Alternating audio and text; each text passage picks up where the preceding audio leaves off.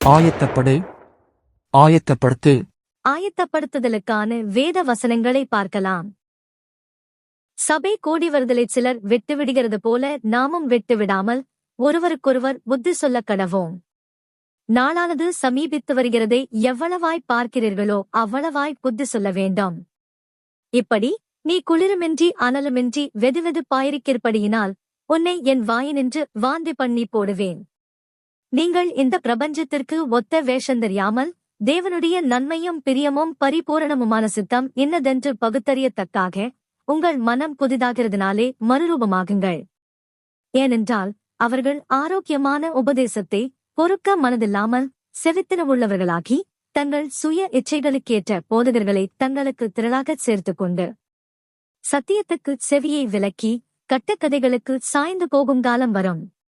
அவர் அதிகமான கிருபையை அளிக்கிறாரே. ஆதலால் தேவன் பெருமையுள்ளவர்களுக்கு எதிர்த்து நிற்கிறார், தாழ்மையுள்ளவர்களுக்கோ கிருபை அளிக்கிறாரென்று சொல்லியிருக்கிறது. ஆகையால் தேவனுக்கு கீழ்ப்படிந்திருங்கள். பிசாசுக்கு எதிர்த்து நில்லுங்கள், அப்பொழுது அவன் உங்களை விட்டு ஓடிப்போவான்.